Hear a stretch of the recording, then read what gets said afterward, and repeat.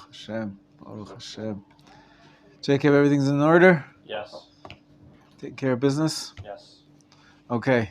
The truth is, before we start before we continue what we were doing yesterday in the Hilchot Shuvah, I see that I had these pages that I prepared for you back when we were talking about tefillin.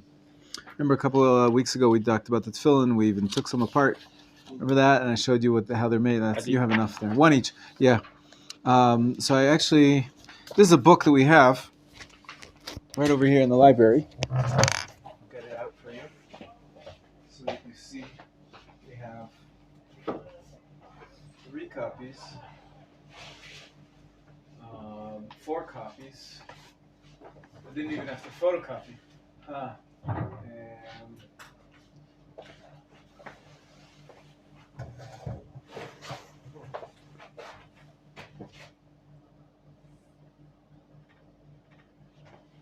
maybe there's even more, but this is the book itself. For now, you have the page we want. It's called The Student's Guide to Through the Talmud by the Maharatz Chayos, or Maharatz Chayot. That's an acronym for Moreinu Harav Rabbeinu Tzvi Hirsch Chayos. So you can see the title page. It's translated into English from the original Hebrew. It's an excellent introduction to the Torah Sheba'al Peh. Maharatz Chayos was a great rabbi and a great scholar, and what makes him unique, his insights and his comments on the Talmud appear in the back of the standard edition, the Vilna edition of the Talmud, which we have here. There's all sorts of boys in the back. I call them the boys in the back. Commentaries with the little letters, and there's a lot of collected commentaries, and he's there, his very short but insightful comments. And what's really makes his commentary stand out is that he was not only a Torah scholar and ran a rabbi, but he was also very academically learned and inclined, and he dealt with a lot of the difficulties that the Maskilim, the Enlightenment movement, tried to create. They created something called the Vissen das Judentum. Can you translate that for us, David? I know if I'm pronouncing it correct. And what was it? Das Judentum. Das Judentum, and so Jewish science. Yeah, Exactly. As Jewish science. Exactly. So they tried to take the Judaism, all the Torah learning, the scholarship of hundreds and hundreds of years of Talmudic analysis, and make it into a science, something that you can study in academia. And not all of them were doing this for pure motivations, and a lot of them were slanted almost against the rabbinic writings, showing the contradictions and many of the flaws in the system. And Maharatz Chayos, Rav Tzvi Hirsch Chayot, he countered them. He was able to, be a warrior on that battleground, and amazing insights into, the rabbinic teachings. One of the best things for us beginners is his introduction to the Talmud, in which he presents the Torah Sheba'al Peh. As you can see at the top of your page, I'm looking at page 26, 27 in this book. We have 4 copies here. If anybody wants to read out of the original, you could. This is just a photocopy, but we don't have enough for everybody. Page 26, and as I was saying, this is just a continuation of the class that we did on tefillin. Here he uses the tefillin to show you. Tomorrow we're going to do the packet. Here's a page. Sorry that we just handed around just now.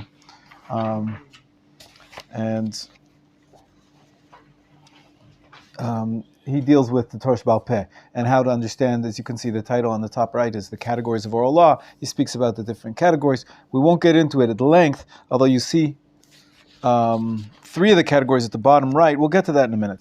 Let's start with the tefillin. Who can read for us from the beginning of page 26 in the introduction to the Talmud, The Student's Guide Through the Talmud by Maharatz Chayos. If anybody has it or wants to see it at home, you can get the book. It's still, I imagine it's out of print, but maybe Feldheimer, you can get it online somewhere. It's a great book, in my opinion. Shall read. Go, thank you. The rabbis. The rabbis designate the tefillin as a commandment which is fundamentally biblical in essence, whilst its interpretation comes from the Sofrim. This means the primary duty... Hang on for 1 second, please, because the footnote on number 2 is quite important. What does that mean, the Sofrim? The designation Sofer, originally used for himself by Ezra, is applied to the interpreters of law and the people in biblical times. The Sofrim were, by later tradition, sometimes also called men of the Great Assembly, which in fact they were. So we understand the concept that... later on we called them the rabbis, right? Later on we called them the Sanhedrin. There's different names for the leaders of the rabbinic leaders of the generation. And we spoke about Ezra HaSofer just last week when we had the 9th of Tevet, the day of his passing, and we didn't fast on it, but we did commemorate him. And Ezra HaSofer, known as the scribe. Sofer means basically the rabbi of the generation. And we mentioned the men of the Great Assembly, that was the period of the Second Temple period, when the rabbinic Torah congealed, took its form. And so it's biblical, while some of the interpretation is of ancient, really, even we're talking about pre-Talmud, hundreds of years before the Mishnah. Hundreds of years before the Mishnah. So this is one of the most ancient interpretations of Torah that we have. Yesterday the other day we were talking about Onkelos. Maybe it was in a different class. But we were talking about Onkelos, I think, a little bit.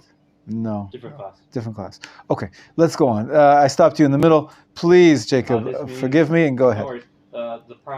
This means the primary duty of wearing tefillin on the arm and on the forehead is explicitly found in Torah. But the details, such as the actual meaning of the term totafot, or what passages are to be selected, or placing in the phylacteries. That's a fancy word for tefillin. Phylacteries. Or their number are not stated. The rabbis, however, had received these details by tradition and have in addition found biblical support for them. For example, the number of scriptural sections to be used was deduced in a rather far-fetched way, as said before, from the word totafot, tot denoting two in katpi, and fot, two in afriki. These interpretations were classified by the rabbis as interpretations of the scribes, as belonging to the first category, which, as aforementioned, consists of interpretations traced back to Sinai and associated through far-fetched ways through with the written text.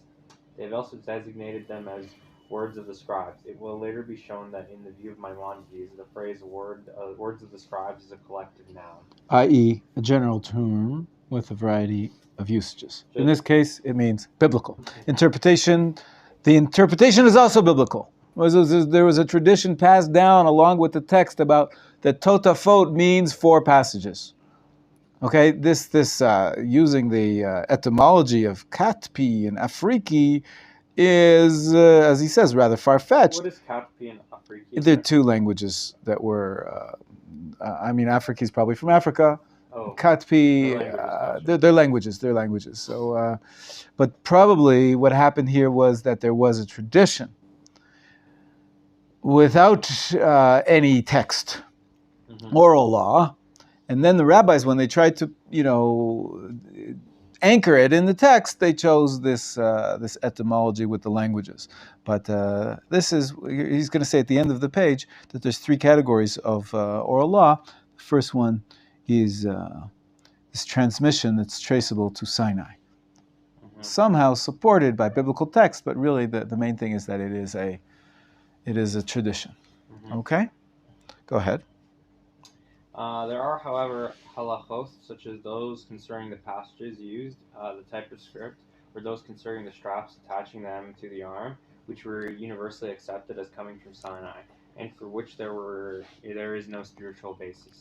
These are classified as halachos. Scriptural basis, I think. Scriptural basis. Yeah. These are classified as halachos, transmitted orally to us by Moses from Sinai.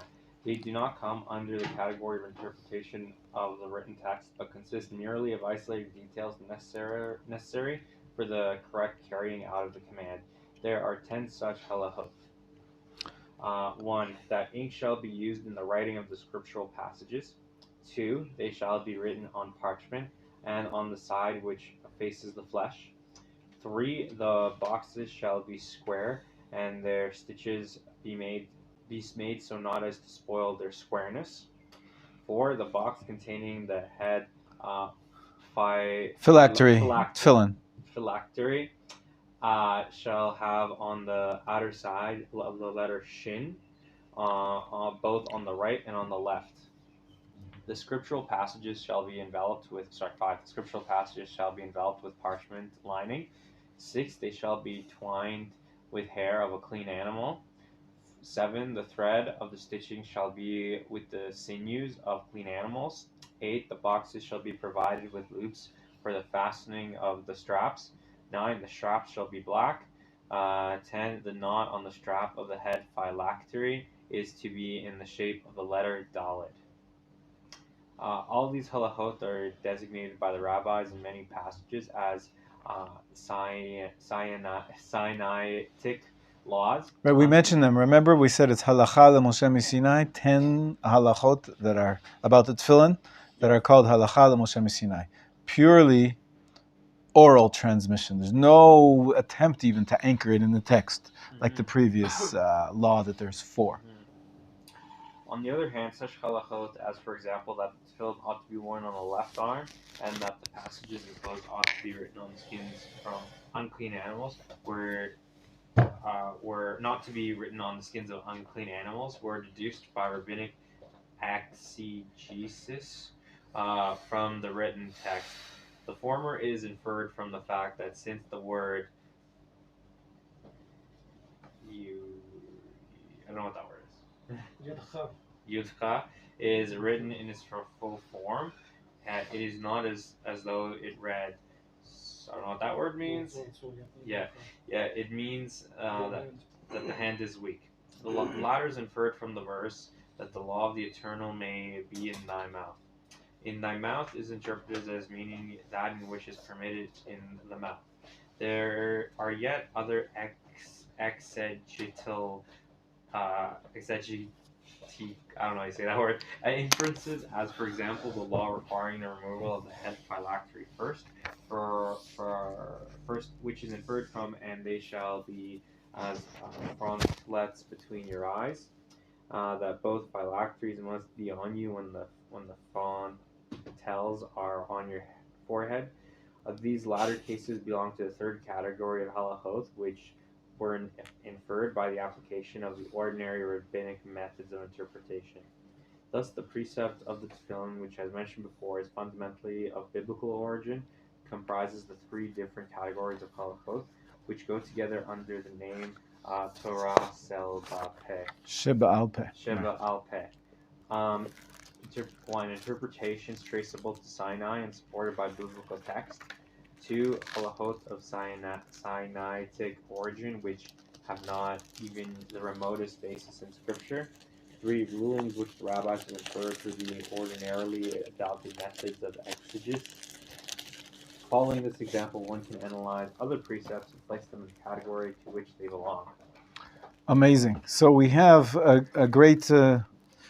I'm sorry, I didn't have time. I think when we were looking at the tefillin, we were so excited to be taking them apart and feeling them and looking at them with our own 2 hands that I didn't show you this beautiful piece where he describes there's 3 types of biblical laws which are anchored in the text, but they stem from oral tradition, but they have an anchoring in the text.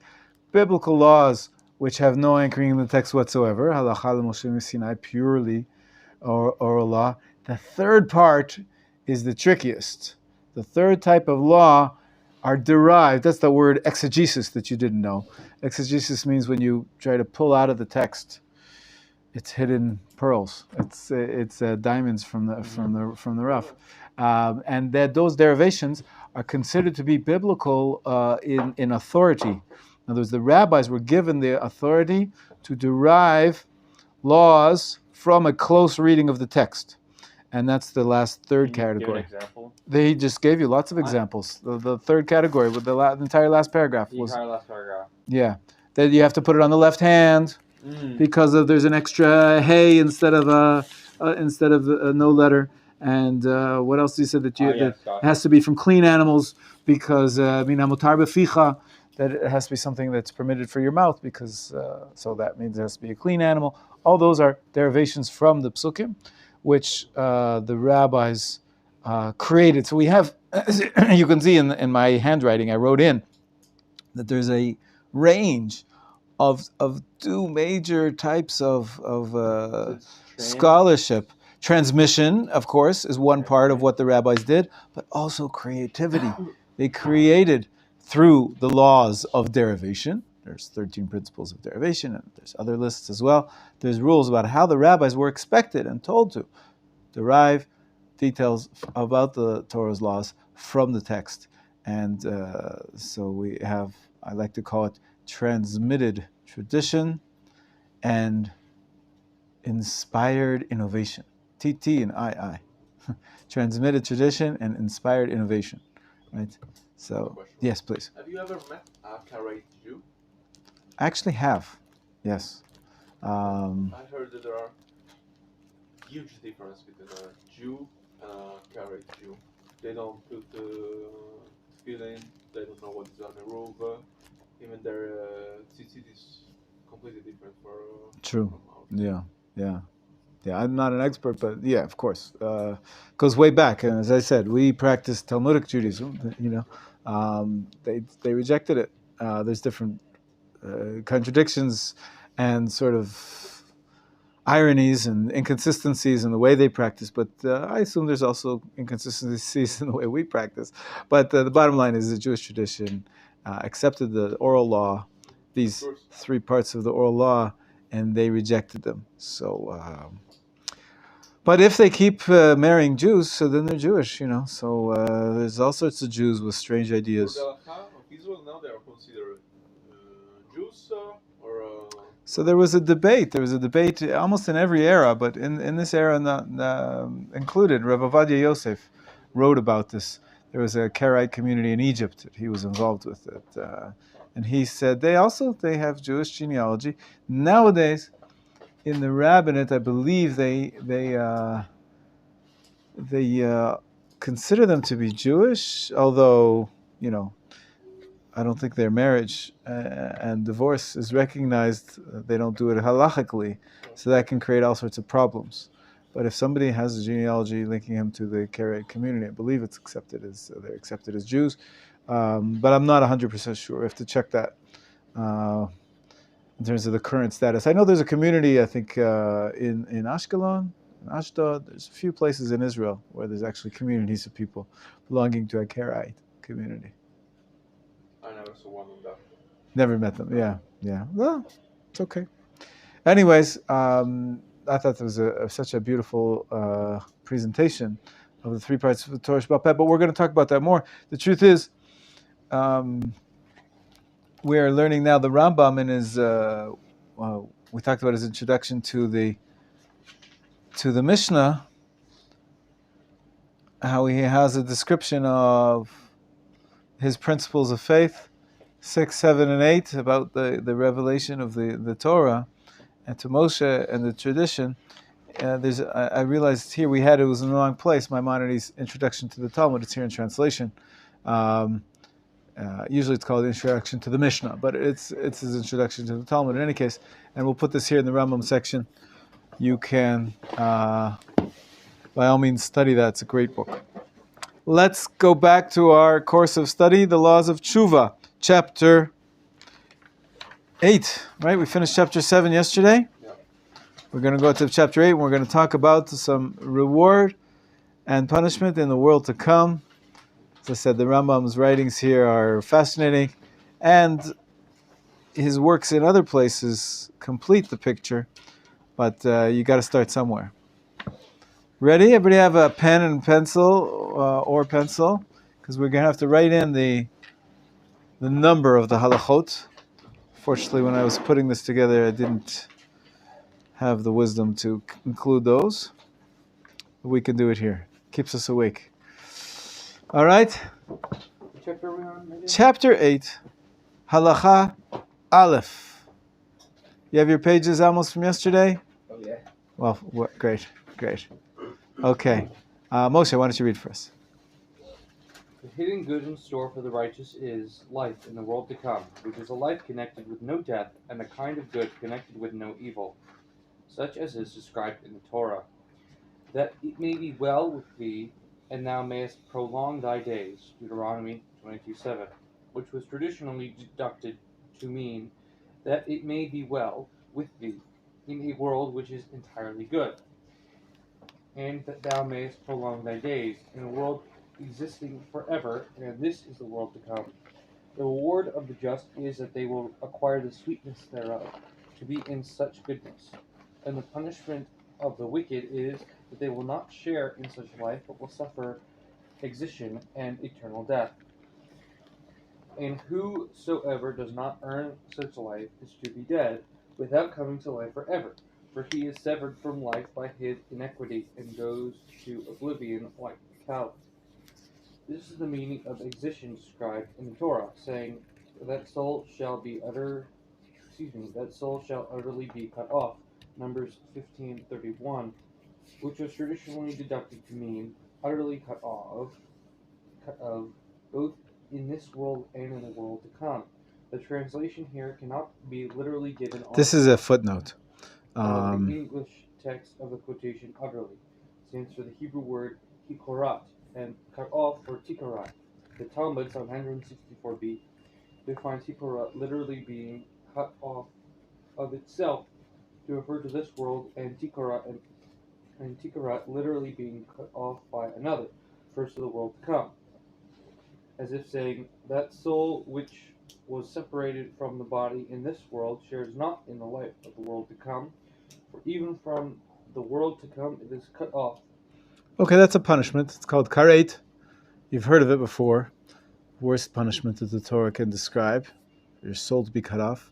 The assumption is, the Rambam says that if you're not being punished in that way, the reward is that you will live in the world to come. And the Rambam describes that is forever.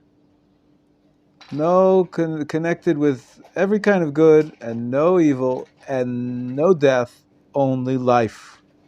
Now what does this look like? What does the world to come look like? Let's continue in passage 2. Thomas, will you read for us? Wait, this next one is halacha 2 or just Halacha 2, Is the word to come? the world to come. Yes, halacha 2. The word to come arbors neither volume nor hosto of a concrete form, save only the souls of the righteous, the blessed of bodied, as are the ministering angels. Inasmuch as it harbors no concrete forms, there is no need there for eating, drinking, or other of the dwelling necessities of the sons of man in this world. Neither will any of the many things which happen to bodies in this world come to pass there. As for instance, sitting down, setting up, sleep, death, sadness, murder, or the like, that is the hands safe. In the world to come there is no eating, no drinking, and no family life, save that the righteous are sitting gracefully with their garlands upon the heads, and indulge in feasting upon the luminousness of the Shekinah. Okay, so this is a Gemara in Brachot. It says that in the world to come, there's no eating, no drinking, no 72 virgins, no bodily. What do? You sit around, graced with garlands on your heads, some kind of a crown on your head, and indulge in feasting upon the luminousness of the Shekinah, basking in the divine light. What does that mean? So the Rambam takes the first part of it clearly to mean there's no body. You don't have a body in the world to come. Somehow there is your individual spirit seems to exist. Your soul exists. And what do you do all day? Well, you bask in the light of the divine presence. Some people, you've heard this before, says the truth is, they say that the world to come, and the opposite is Gehenna, right? Hell. Heaven and hell is really the same place. Basically, it's sort of like a movie theater. You go there, and the very comfortable seats, and you sit there. But and then it's like I think they have the scene in Clockwork Orange, or something like that. They screen in front of you a movie. Of all the sins you've committed. So the movie is your life. Okay. Now, if your life was good and you were a tzaddik, that's, you're eating the popcorn, you're enjoying the film. But if and now you're in the world of truth and you realize that you wasted your time and all of the bad things that you did, you're cringing, you're like, want to get out of there, you're like, want to bury yourself, and over and over and over again. So that's it's just a metaphorical description. But the Rambam saying something similar is that you're not really doing anything. You're enjoying the fruit of your labors, and the ultimate good is, it's not about watching a movie. It's closeness to God, right? It's about how you can imagine there's this amazing, beautiful power source of, I don't know, imagine warm white light or radiating from a core. So if you did a lot of good, you're a tzaddik, you get the gold seats, front row. And if you did a little bit, but not as much, so you get the red seats, and then the gray seats up in the bleachers, the guys that are really far away, they're happy to make it into the world to come. And we're not even going to talk about the people that don't even get into the show. These are all just, I'm having fun with the metaphors here. But the Rambam is describing that the world to come is purely spiritual, closeness to God. And that's the Gemara in Brachot. He's going to continue to speak. I'm sorry for, here the Rambam will describe how he interprets these almost physical, garlands on their heads? What do you mean? What's the crown? What does that help anybody? Or are you a king? What are you sitting? Where are you sitting? I said a movie theater. Maybe it's a table like this table in the world to come, and at the top of the table sits HaKadosh Baruch Hu. Okay, next to him Moshe Rabbeinu. Next to him, I don't know, Adam Arishon, Yeshayahu, Yirmiyahu, Rabbi Akiva, the Rambam sitting at the table, and you get to join the table. Maybe, let's see what the Rambam describes and how he interprets this Gemara, which says, in the world to come there's no eating, no drinking, but save what is there? Righteous sitting, grace with garlands on their heads, and indulge upon feasting upon the luminous of the Shekhinah. Moshe, you're doing such a great job. Here from 10. Were you reading? No, it was Thomas was reading. Oh, Thomas was reading. Sorry. Line 5 then. Here from. Here from, it's the fifth line. Yeah. And it's clear to you that nobody exists there, seeing that there is neither eating nor drinking. The expression of sitting here employed is figurative, as if saying that they are there without effort or fatigue. And phrase that employed, saying, graced with garlands upon the heads, means that they have conscious knowledge of the reason why they have merited to be in the world to come. And this is their crown of garlands. As for example, Solomon said, they have merited to be in the world to come. The crown. The crown wherewith his mother had crowned him. Some 3 12. Moreover, it was said, and everlasting shall joy be upon the heads. 35. Now joy is not a bloody rest upon one's head, even so the crown was spoken of by the sages of practical knowledge. Okay, so he says it's a metaphor. You don't have something on your head. You don't have a head. What does it mean to have a crown of garlands on your head? It means that you have conscious knowledge.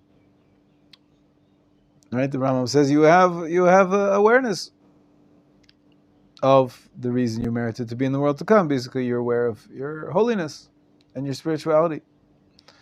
But what is the meaning? Go ahead. What was the meaning of the phrase? Go ahead, Thomas. But what?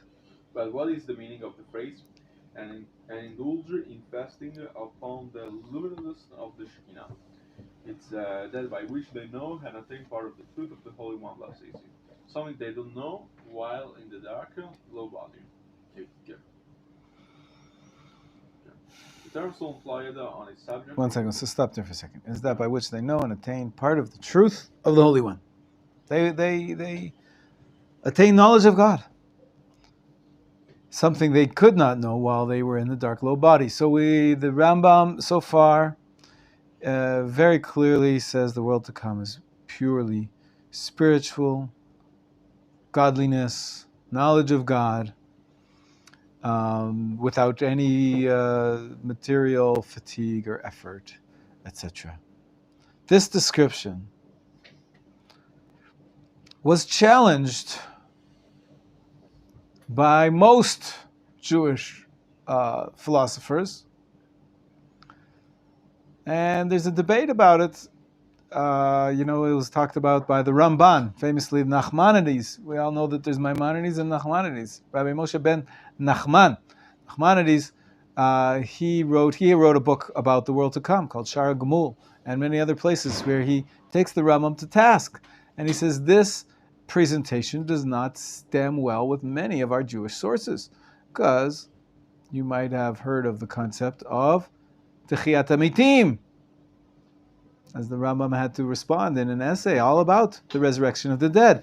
That sounds like we're going to have bodies in the future time.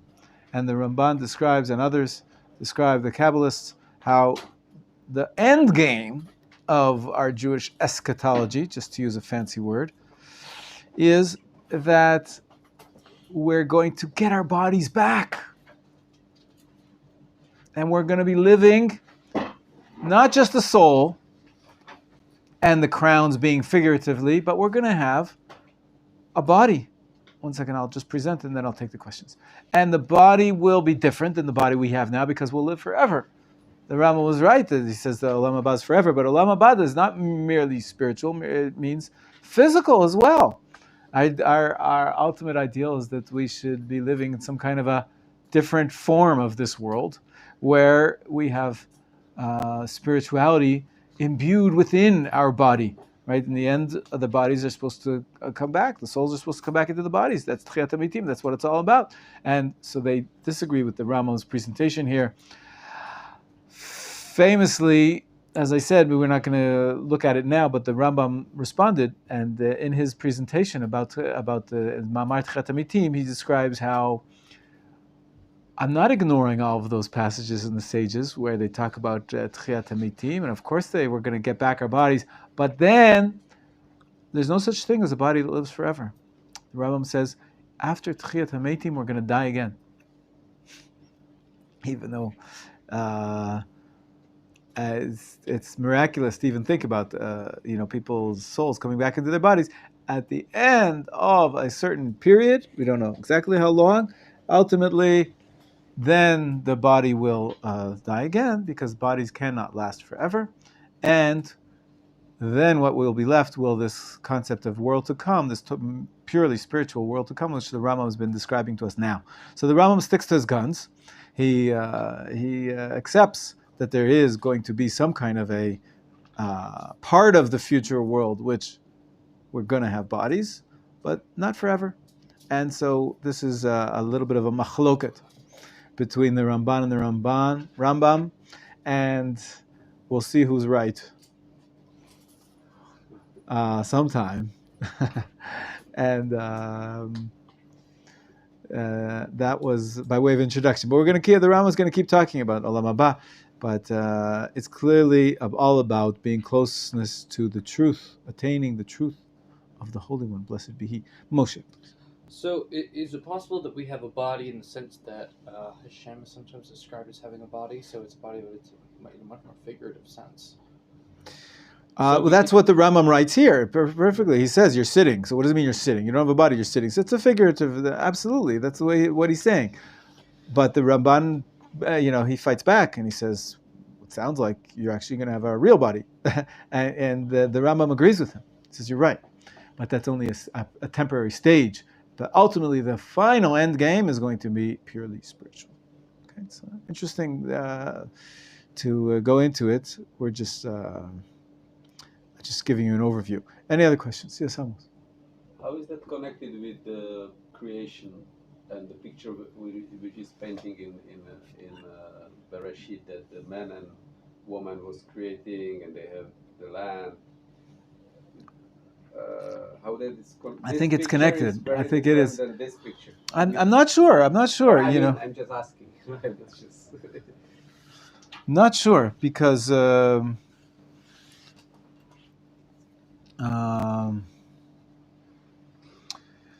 Gan Eden, this Garden of Eden was a unique place. We're not, you know, there were talking animals there, right? And before they ate from the tree of life, or you know, the tree of knowledge of the good and evil, well, it sounds like there was a different state of being, and therefore I can see the comparison, but we're not quite sure what that was, and we're not quite sure what it's going to be. Yeah. So it could be similar to Gan Eden. The simple reading is that there were bodies and souls in the Gan Eden, and maybe after Tchiat HaMetim. I guess that's what Ramban envisions the future being, somewhat like going back to the Garden of Eden, this concept that we'll be back. Right? It says at the beginning of Bereshit that they were kicked out of the Garden of Eden, and there was swords, right? Angels with swords, so you can't get back in, but maybe in the future day we'll be allowed back in. And so we'll revert back to some kind of another state of existence, maybe a different state of consciousness, a different state of material and mind. So we don't exactly know. But that, at least the description of the Garden of Eden, some kind of other level of existence, that is a parallel to the Ramban's description of what's going to happen after the resurrection of the dead. We'll have more ethereal. If you want, you can see more about this in the Derech Hashem. Derech Hashem, you've been reading that. Yeah. Excellent. He gives the more standard presentation of the mystical tradition, which tells us a lot about the future world.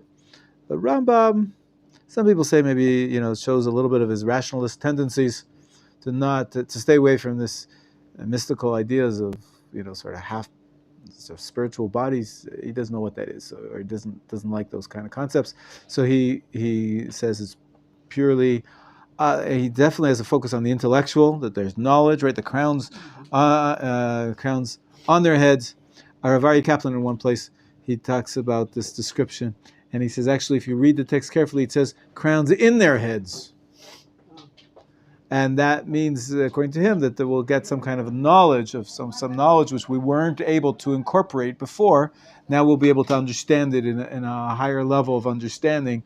This the Rambam writes here. He says you'll be able to attain at the end of Halacha Bet, attain part of the truth of the Holy One that they could not know while they were in the dark, low body. So there's a higher level of understanding of God, or closeness to God, is the way I was describing it. Okay. All right. Halacha 3, Amos, will you read for us? the terms soul employed on this subject refers not to the breath of life necessary for the body, but the form of the soul, which is the intelligence by which it attaineth knowledge of the Creator's being according to its intellectual power, and by which it attained knowledge of the concrete intelligence and other works of that. Even it is the form which we have explained in the 4th chapter of the treatise concerning fundamentals of the Torah, and it is called soul for the purpose of this subject. The life herein spoke of, because there is no death connected with it, seeing that death is only incidental to the happenings which befell a body, and as there exists no body, is called a collection of life, even as it said, yet the soul of my Lord shall be bound in the bundle of life. 1 Samuel 25:29. And this reward is such that there is no reward higher than it, and the kind of good after which no other good exists. And it is for it that all of the prophets craved. Yeah, so this is, we say this, actually recite this passage from Samuel at every funeral. The last parting words at the end of a eulogy, Tehei nishmato tzrura b'tzror hachayim. May his soul be bounded up in the bundle of life. Right? He was speaking about. Who was he speaking about? Yeah, chapter 25. I think that's when there's King David. King David dies. So he's eulogizing him, if I'm not mistaken. So the soul of my Lord, he refers to King David, but let his soul be bound up in the bundle of life. What is this bundle of life? What does that mean? The bundle of life. So the Rambam explains, it's called a collection of life. This idea that Olam Haba is a bundle of life, because what you have there is souls. You can see the beginning of the passage, his emphasis on intelligence, the intelligence being the crucial part of your soul. But in any case, what he means to say here is that there is a soul with no body, and because body has death, and there's no death here, so there can't be any body. What do we have left? A bundle of life. A bundle of life. That's the soul is bound up in the bundle of life, and will live. That's the highest reward, the kind of which no other good exists. There's no other good than that, and all the prophets craved. So definitely no physical reward in the world to come, according to Judaism, right? The Rambam says all the prophets, what they're craving is spiritual or intellectual achievement, where you're going to be this soul which will be last forever in this understanding of God, this higher attainment of part of the truth of the Holy One. Blessed be He. Is that clear? Is it King David, Amos? You looked it up? But it cannot be King David. It cannot be King David. Yeah, I think you're right. It's a bigger part. Which pasuk I'm looking at? 29 is a Oh. definitely Hebrew.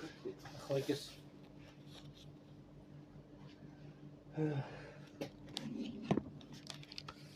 Oh. Abigail. Abigail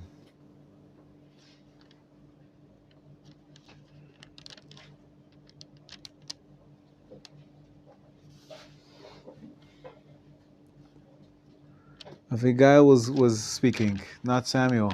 Abigail, the wife of Naval, the Carmelite, right? She came to beg for her life because her husband was a horrible man, and she tried to separate herself off and save her life, and brought gifts to David when he was not yet a king, and gave a long, beautiful speech about how a blessing King David, that he should live forever and live a long life, and all the enemies will be hurled away like a stone in the slingshot. You've heard this description of hell, that you're like a stone in the slingshot.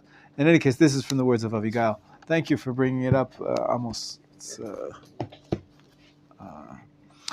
amazing that her words become so central to our understanding of the world to come. Yeah. Okay, Ariel, halacha 4. You see where we are? Yes. And this reward? And this reward is known by many figurative names. The Lord's mountain, His holy place, holy path, the Lord's courts, the Lord's graciousness, the Lord's tent, the Lord's temple, the Lord's house, and the Lord's gate. The Lord's gate. And the sages figuratively named this good which is in store for the righteous banquet. But its universal name is the world to come. Okay, so there's many, many terms for it. I think the Christians like to use these words. So until we go to the mountain of the Lord, until we come to the temple of the Lord's house, etc., etc. More southern twang to it. Yeah, please, yeah. In any case, the Rambam describes all these are poetic phrases speaking about what we call in simple language the world to come. The world to come. And that was halacha 4. That was halacha 4. And halacha 5 starts with the vengeance. The vengeance. David, take it away. Vengeance, than which there is none greater, is that the soul will be cut off and will obtain no share in that life. Even as it is said, that soul shall be utterly cut off. His iniquity shall be upon him. Numbers 15:31. As for hell, it is what the prophets call figuratively by different names, such as pit of destruction, burning flame, leech, and by every word which means decay and destruction is it called, because it is an expression of terminating decay from which there is no regeneration, and the loss which remains forever unreturned. Okay, so we have lots of fun. The pit of destruction, burning flames of hell. All those words are. What is the leech? I'm not sure. A leech is like a little. Leech is a. I have to see the Hebrew on type that. of it's a Blood creature that will blood It sucks your blood, but I don't know what the context. I can't remember that that's used as a term for hell. But the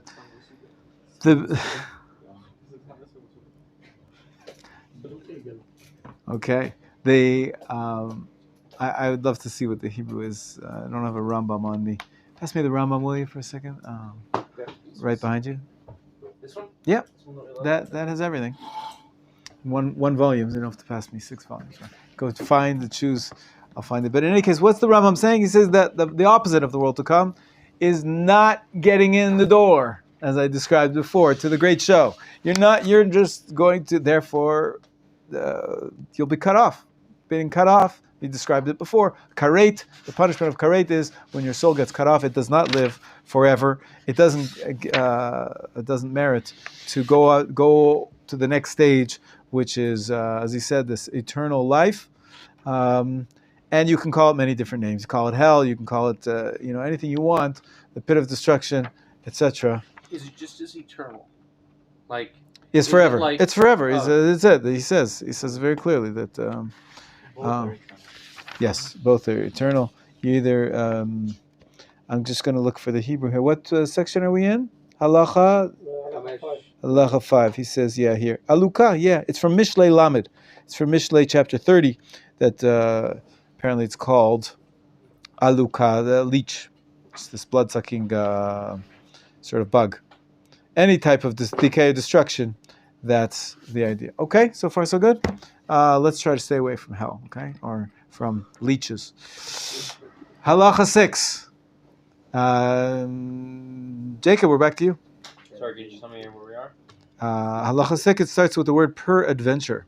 Peradventure, gotcha. Peradventure, you will consider this good lightly, and imagine that no reward for observing the precepts and for a man to be following wholly the paths of truth is of any worth, save if he be eating and drinking good food, enjoying beautiful faces, dressing in garments of embroidered linen, lounging in the tents of ivory, being served in dishes of gold and silver and similar things. As these stupid, silly, licentious Arabs imagine. Okay, who's he talking about? Right? The description of heaven in Islam, he says he does not having any of it. Peradventure, by the way, just means perhaps, right? If you will consider this lightly, saying, who cares about that olam haba, that world to come? All I care about is having a good time. But scholars, he says, this is because they're not on a high level. But scholars, go ahead. But scholars and sensible people should know that all such things are idle and vain, wherein there is nothing consequential, and if they are considered of the greatest good by us in the world, it is because we are owners of bodies and concrete forms, and all such things are body necessities. And the soul either craves or desires for them, save because of bodily necessity, so that it may satisfy its desire and remain normal. But when there is no body, all these things are found to be completely nullified. But it is to the great good in which the soul, which will be in the world to come, there which we crave. But that good is exceedingly exalted and has no estimate alongside the good of this world, save as a figure of speech. But by the way of the truth, to draw a comparison between the God in store for The good. in the good in store for the soul in the world to come, and the good of the body by eating and drinking in this world is impossible. For so that good is so great that by no search can it be attained, and by no form of estimate and comparison can it be comprehended, even as David said, "Oh, how great is thy goodness, which thou hast treasured up for those that fear thee." Okay, so the Rambam says we can't compare the benefit, the great joy, the great goodness which the soul will get in the world to come, to anything that we know of. I just want to say, before I take your question, I just want to say the Rambam here is very clearly separating between the mind and the body. Body is temporary. The body, whatever its drives and enjoyments are, they're temporary. They're nullified. They're just necessities for it. But the soul and the body, it desires other things. The soul desires godliness, closeness to God, understanding, and this division, I imagine. And from our introduction before, if the Ramban disagrees with the Rambam about the ultimate end game, perhaps his approach to this clear-cut division is not as absolute. In other words, the concept if we're going to have a body in the world to come, right after Tchiat HaMetim, our bodies will be refined, but it also leads, that can shine back on our attitude to the body and the soul in this world. The body and the soul are not necessarily opposites, and we should try to avoid anything to do with the body. I mean, the Rambam writes about it at length in Hilchot Deot, how we have to take care of the body. It's the chamber for our souls. You have to have a nice bed if you want to have your sleep, etc. But according to the Ramban, if the body is part of the end game, if it is part of ultimate, and of course much more refined part of the self, who you're going to be, so it makes more sense perhaps to have this will create a little bit of a different attitude towards the body, not only merely functional, as it sounds like it's leading in that direction from this short passage. And again, this is more discussed in Hilchot Deot, but even more that the body, as we know, many times we talk about the body can be an aid, and you can worship God with your body. They call it that somehow the fact that we have a body enhances our spiritual life. It's not just at best an instrument, and at worst a detriment. It actually might even be it can be used as part of your worship of God. So there's some nuance here, which this discussion of the future world is not necessarily merely theoretical and philosophical, but there's actually it can shine back towards how we're supposed to live our lives in this world, and our attitude to body versus soul. It's the Rambam's very clear dichotomy. Soul is what matters, and the body, that's just for the silly, what did he call them? Licentious Arabs. Yeah, go ahead. This description of the Arab heaven reminds me of this very famous episode of The Twilight Zone, in which a man who is a lifelong criminal dies and goes to the afterlife, and he's entered into a world in which he gets anything he wants. Anything he wants. At any point in time is delivered to him. When he plays at the casinos, he wins every game. Okay. Opens a closet, any article of clothing he wants. He can have any woman he wants. Anything he wants, he can have. Yes. And the climax of it is him confessing that he's bored and he doesn't want to be here in this heaven. And then the angel that's with him says to him, the plot twist right at the end, heaven? What do you mean? This is hell. Right. Yafeh. Very good. Very, very, very. Sounds like a good. Boldness, hell. Yeah. Yafeh. It sounds a little bit like the book of Ecclesiastes. The kid is a king. I was a king in Jerusalem. I had everything I wanted, and he goes through all the different enjoyments and pleasures, and he calls everything vain and meaningless in the end. Bottom line, but the rabbis actually debated whether or not to put it into the Tanakh, because they say, well, there's he calls lots of things vain. In the end, the bottom line, he says, fear God, do the mitzvot, and be a good person. That's all there is to do with all of the nothingness around us and the meaninglessness which sometimes we see in the world. But it's a similar sort of to the episode that you're describing. I like it. Thank you. Okay, halacha 7. Halacha 7. He continues, we'll finish it up. It's the end of the chapter, right? There's just 2 more. Moshe, go for it. Halacha 7. How David longed and craved. How David longed and craved for the life in the world to come, even as it is said, "If I had not believed to look upon the goodness of the Lord in the land of the living." Again, the land of the living, this is another metaphor the Rambam was saying how the world to come has many, many phrases which are used. They all refer to the world to come. He's going to look upon the goodness of the Lord. That's what he's hoping for. This is in we say this passage of Tehillim, the David Shemori, in the 40 days around Rosh Hashanah, and Lule Hamanti Lorot Betuv Hashem Beretz Chaim, to see the goodness of the Lord in the land of the living. That's the Achat Sha'alti, according to some interpretations. The one thing that King David longed and craved for. Go ahead.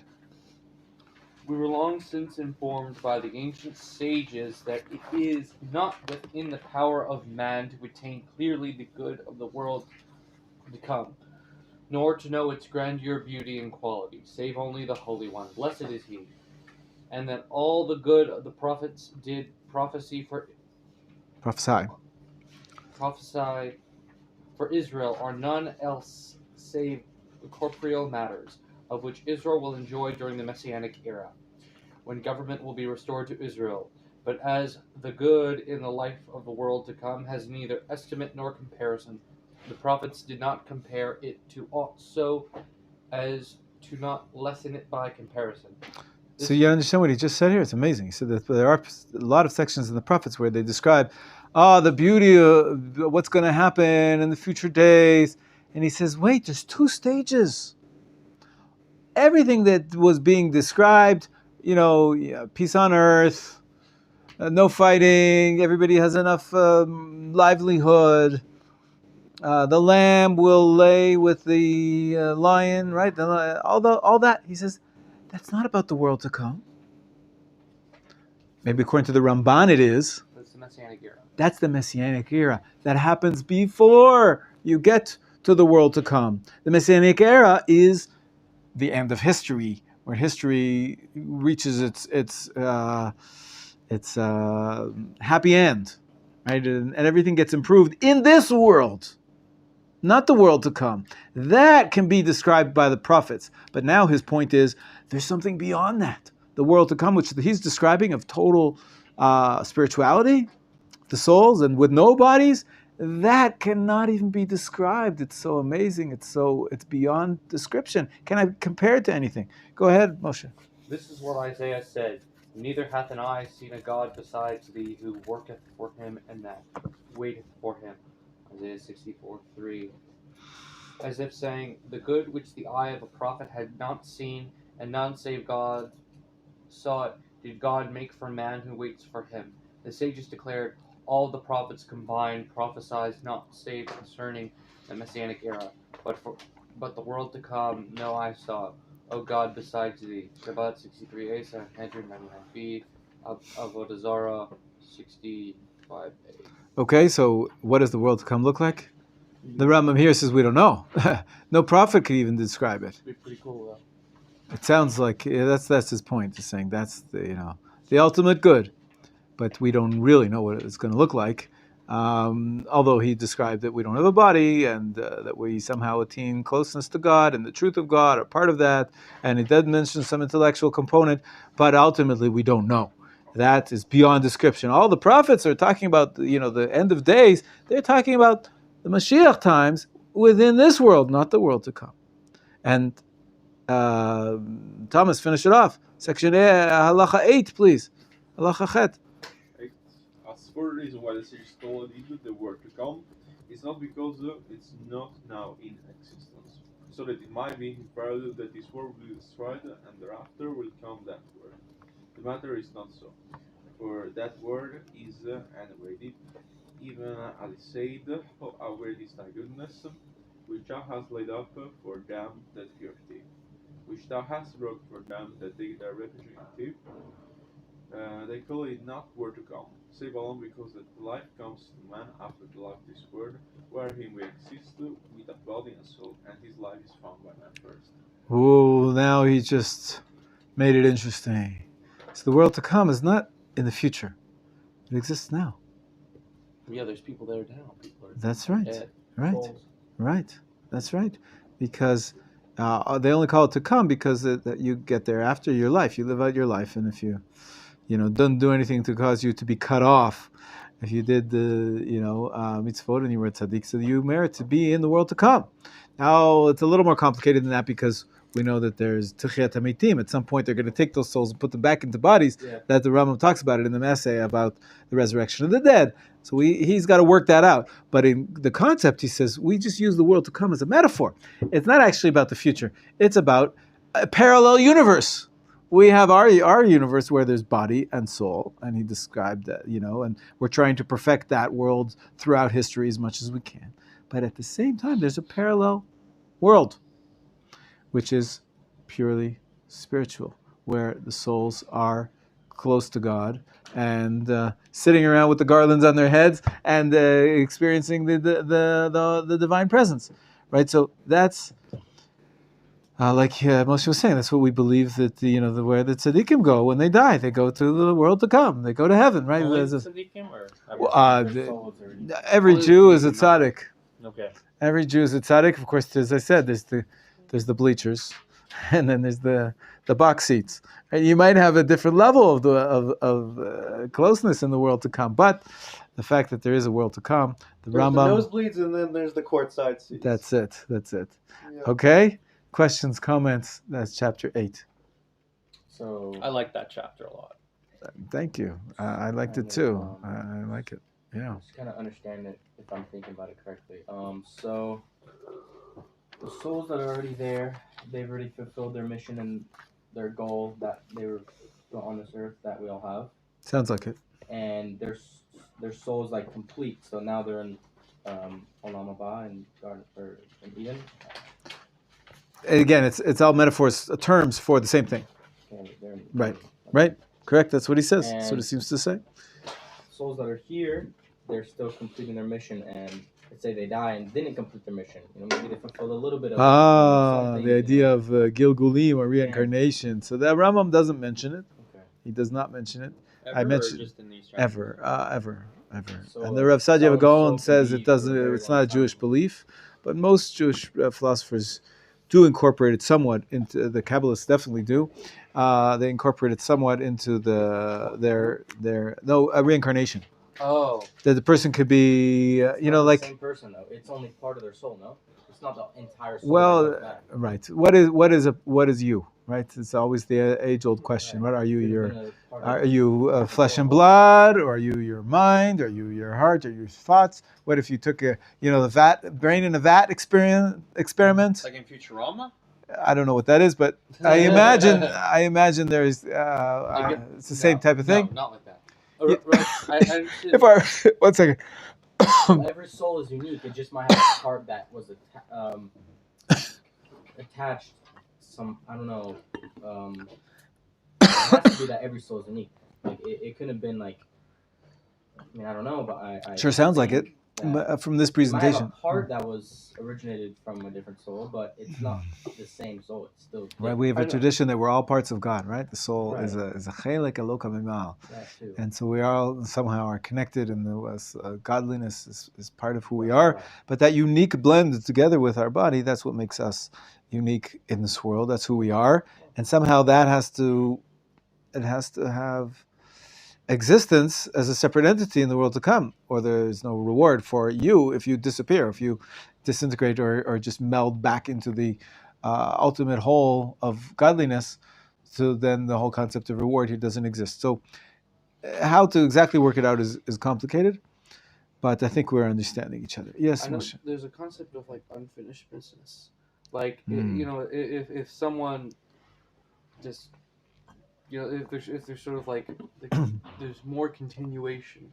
Yes. I guess that they yes. need, that then they can be reincarnated. I don't know. I think it's a very Jewish thought necessarily, but I know there's a lot of from a lot of different faiths and a lot of different denominations. Right. In Judaism, there's different. Right. but So it's made its way into Judaism. Some people say it's actually part of the way we view the world, but we don't know. We don't know that this is my first time here, my second time here. The soul could come back. before it gets to its final resting place in the world to come that the Rambam was describing. The Rambam definitely doesn't talk about it that way. Could be you've got, according to the Rambam, you've got one chance. Your soul comes to this world. You do what you do, and then you go to a world to come. Or if you're cut off, you're cut off. But that's a fascinating I think we all have those thing to little discuss. before moments.